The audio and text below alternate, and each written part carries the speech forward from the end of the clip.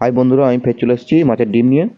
তো এখানে ছোটো ছোটো করে কাটা পেঁয়াজ দিয়ে দিন, ছোটো ছোটো করে কাটা লঙ্কা দিয়ে দিন, কাঁচা লঙ্কা, তারপর ধনে পাতা দিয়ে দিন।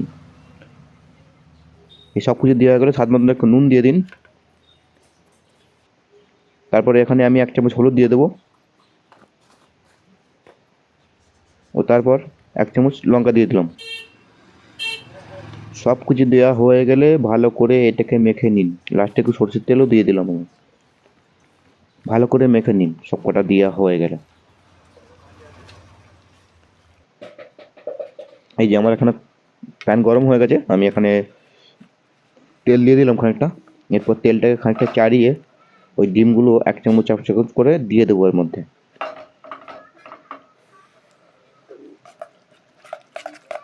1 চামচ 1 চামচ ভালো করে দিয়ে দেবো। দেবার আগে ভালো করে নেড়ে নিন চামচ দিয়ে, ওর তারপরে তুলে তুলে দিন। এই যে প্রথম একটা দিয়ে দিলাম, এটা আমি 4-5টা দেবো।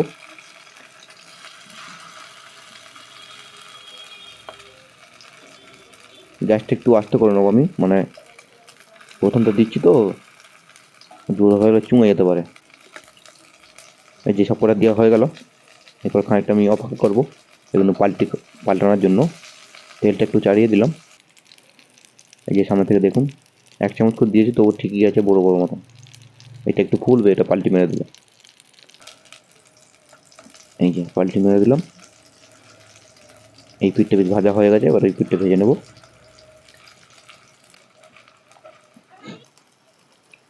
প্লেটিং করার জন্য একটা লেবু নিন, একটা পেঁয়াজ নিন, তার সঙ্গে দিয়ে করুন।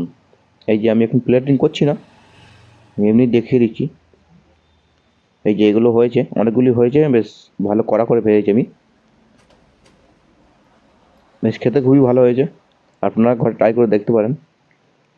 তা কেমন লাগলো এই ভিডিও? ভালো লাগলে লাইক করুন, শেয়ার করুন, আর চ্যানেলটা সাবস্ক্রাইব করে নিন। কারণ এটা ছিল আমেরিকান রুই, মানে পেট ডাবা মাছ।